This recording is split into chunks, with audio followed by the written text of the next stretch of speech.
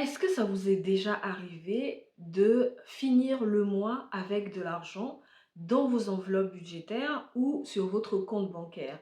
Ça va dépendre si vous pratiquez la méthode des enveloppes budget, souvent pratiquée avec un calcul de budget base zéro, ou alors si vous gérez votre argent uniquement sur votre compte bancaire. Vous le savez déjà, depuis plusieurs mois, j'utilise la méthode des enveloppes budget sur le principe du budget base zéro, même s'il arrive qu'en faisant le calcul, il me reste quand même 5 euros que je ne sais pas comment affecter parce qu'on ne peut pas faire de retrait de 5 euros à la borne. Donc voilà, si ça vous est déjà arrivé et si ça vous intéresse de savoir ce que moi je fais avec l'argent qui reste à la fin du mois, ou si vous voulez juste savoir ce que je fais par curiosité, je vous invite à me retrouver tout de suite après ça.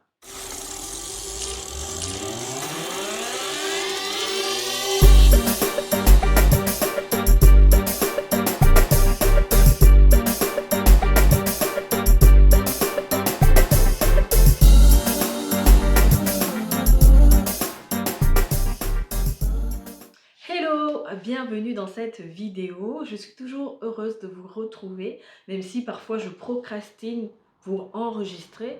C'est pas que j'ai pas envie, mais en fait j'apprends à ne vraiment pas me forcer. Depuis que je publie sur les réseaux ou que j'ai une chaîne YouTube que j'alimente assez régulièrement, j'essaye de ne pas me forcer et de vraiment faire quand j'ai envie de le faire, quand je me sens de le faire. Pourtant, c'est pas des sujets qui manquent parce que j'ai j'ai un esprit assez foisonnant, donc j'ai quand même pas mal d'idées de sujets que j'aimerais aborder. Mais il faut aussi respecter sa nature et le temps en fait dont on dispose, qu'on peut utiliser pour faire ça. Enfin bref, je vais toujours dans tous les sens et pourtant je me dis allez, je vais aller droit au but, mais après je vais dans tous les sens. Donc bienvenue dans cette vidéo. Si tu ne me connais pas, je suis Grace No, je suis la fondatrice de cette chaîne YouTube.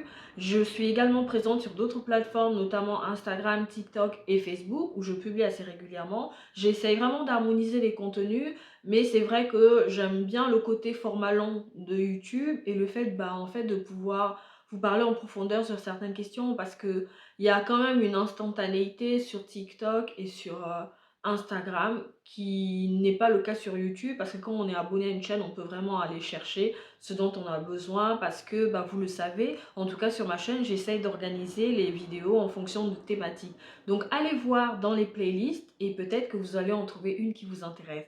Bienvenue sur cette chaîne, si vous êtes nouveau, je suis très heureuse de vous accueillir, on a dépassé la barre des 500 et franchement, je suis très touchée par ça. Je suis très touchée que vous vous abonniez, je suis très touchée que vous regardiez ces vidéos. N'hésitez pas à me suivre sur les autres plateformes. Donc comme je le disais en introduction de cette vidéo, est-ce que ça vous est déjà arrivé en fait de vous retrouver à la fin du mois avec de l'argent dans vos enveloppes ou même sur votre compte bancaire, mais on va partir sur la base des enveloppes parce que moi je pratique la méthode des enveloppes budgétaires avec notamment un budget base zéro. Si ça vous est déjà arrivé de vous retrouver avec de l'argent à la fin du mois dans vos enveloppes, je vais vous dire ce que moi je fais dans ce cas-là et j'espère que en fait ça va vous donner des idées pour savoir ce qu'il faut faire de cet argent, comment l'utiliser, comment ne pas en faire n'importe quoi et vraiment en trouver une utilité en fait, l'affecter à quelque chose. Donc déjà, vous le savez, j'ai un classeur budget personnel et on gère aussi les budgets ménages à part. En ce qui me concerne, même pour le budget ménage, parce que je fais à peu près la même chose pour les deux, j'ai un classeur budget personnel et puis j'ai ma pochette qui va dans mon sac à main. Donc souvent, je divise mon budget et puis je mets une partie dans ma pochette pour ne pas me promener avec trop d'argent. Et donc je vais fonctionner comme ça pendant le mois et puis je fais une quinzaine budgétaire, vous le savez déjà, en tout cas pour ceux qui me suivent depuis un moment. Et à la fin du mois, je vais vider les enveloppes. Donc souvent, je fais le désemplissage que vous pouvez notamment retrouver sur TikTok, Instagram, Facebook et aussi sur YouTube où je vous explique un peu comment s'est déroulé le mois. Donc quand je fais le désemplissage, parfois j'ai encore de l'argent dans certaines enveloppes et d'autres fois, j'en ai tout simplement plus.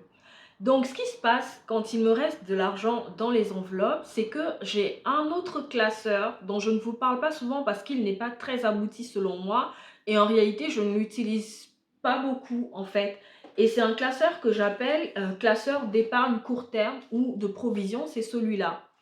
Et en fait, je vais vous dire ce qu'il y a comme catégorie à l'intérieur que j'ai envie de refaire. Je ne suis pas très convaincue, c'est pour ça que je ne l'utilise pas. Donc je peux en fait mettre l'argent qui me reste dans mes enveloppes budget dans ce classeur-là. Déjà, premièrement, on a un classeur budget d'épargne ou de provision. Moi, j'appelle ça des économies, c'est pas vraiment des épargnes.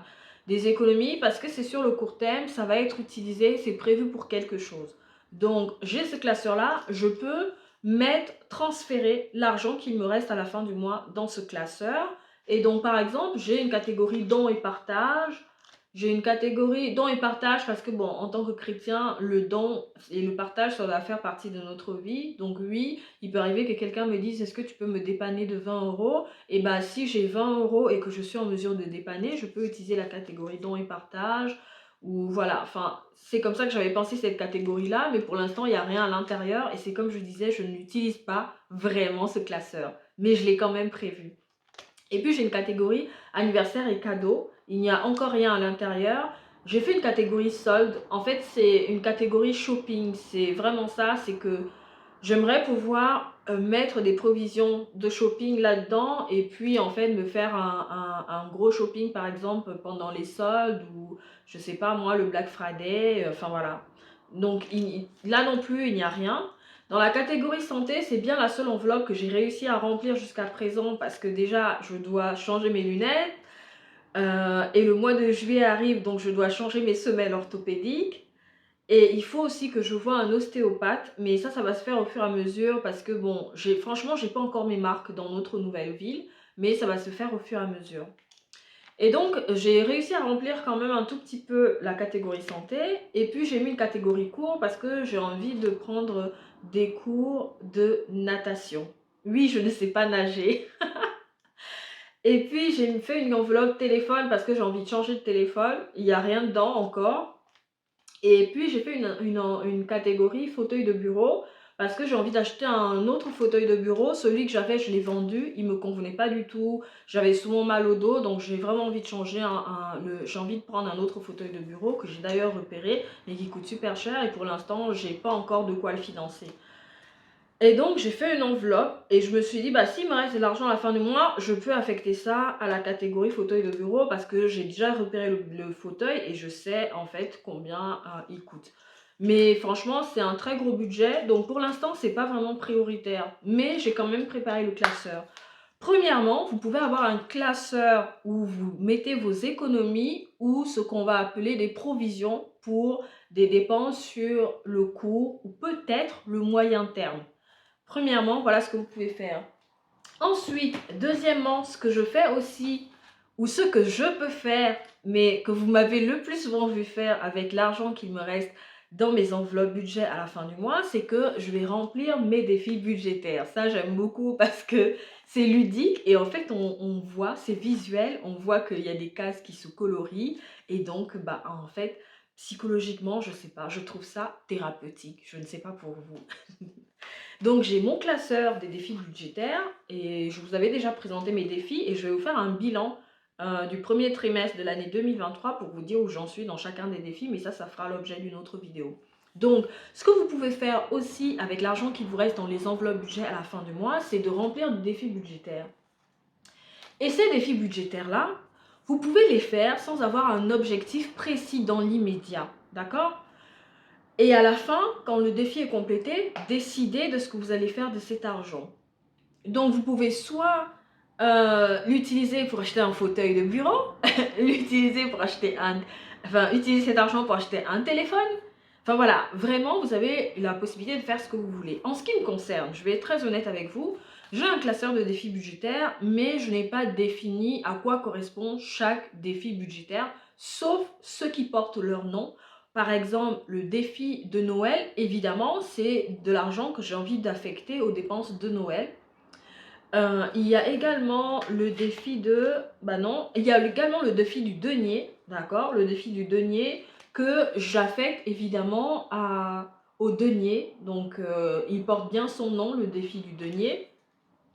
Et quel autre défi? Et puis, ben, il y a d'autres défis comme le défi de Pâques que je peux aussi affecter, aux dépenses relatives à Pâques, si on fête Pâques. Parce que, bah, quand on est chrétien, Pâques, c'est quand même une fête très importante.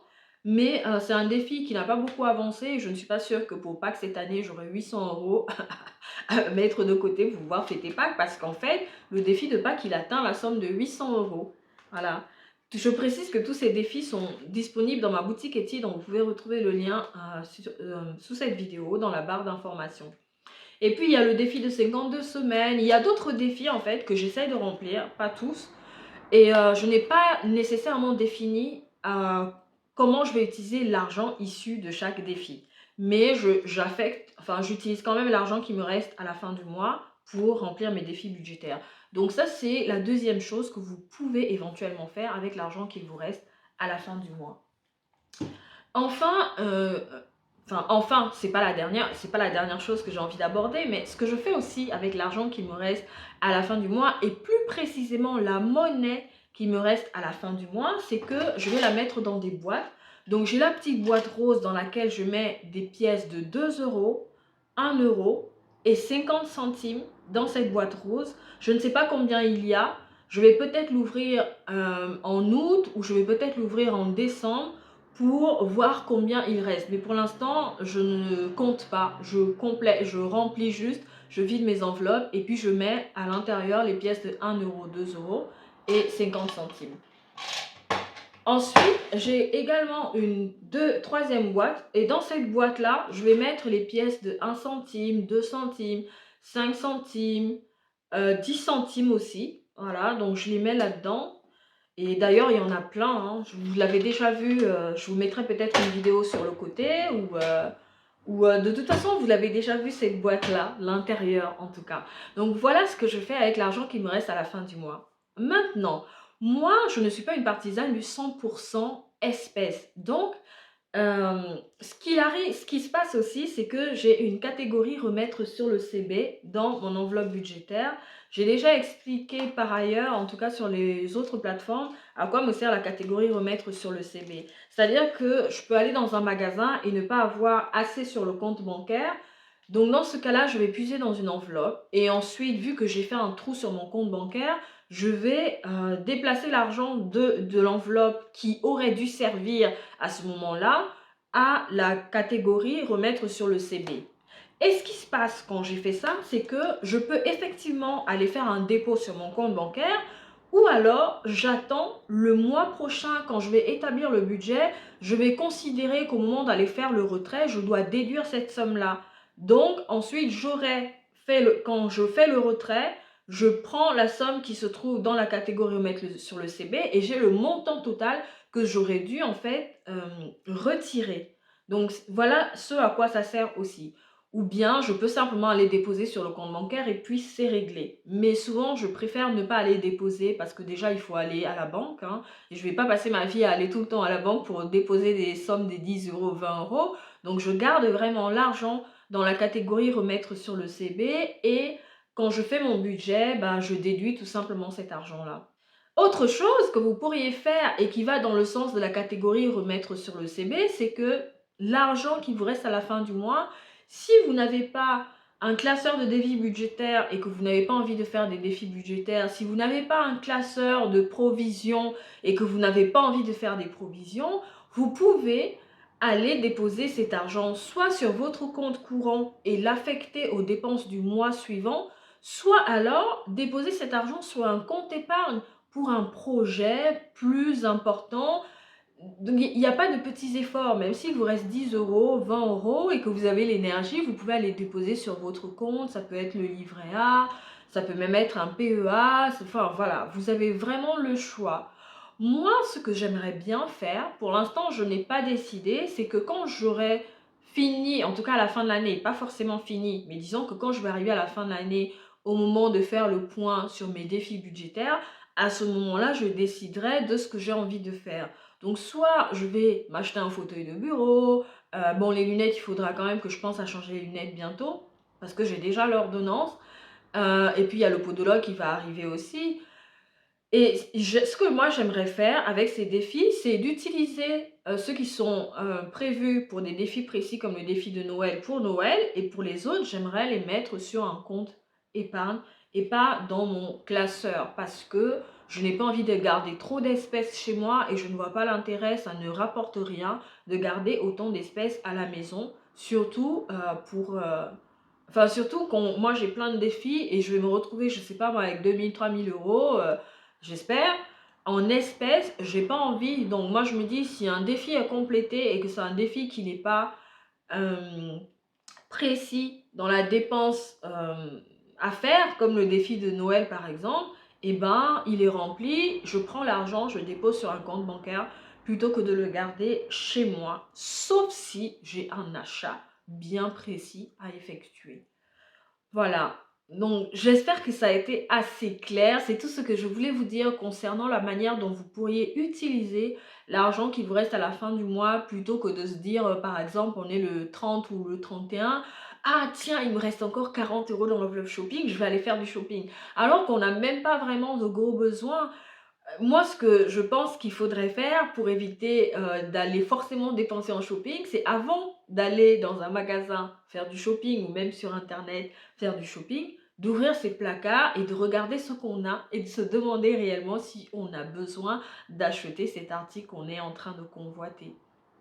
C'est pas facile, c'est de la pratique, c'est de la discipline, c'est de la rigueur mais il faut savoir ce qu'on veut et ce qu'on est en mesure de mettre en œuvre ou de déployer comme effort pour atteindre ses objectifs.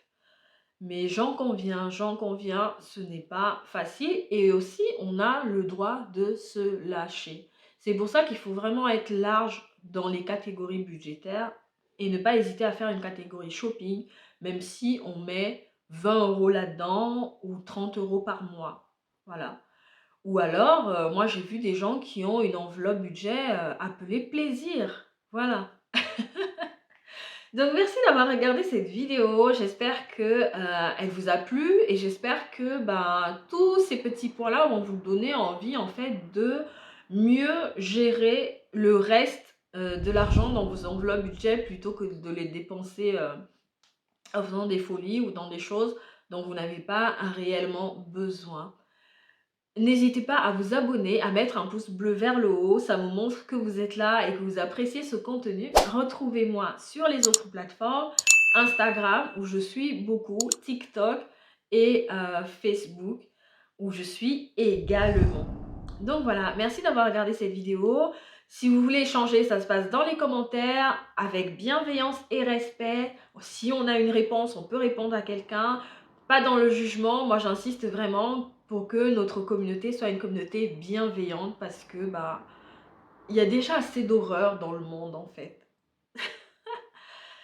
J'ai été contente d'enregistrer cette vidéo et de vous parler et je vous dis à très bientôt dans une autre vidéo. Ciao!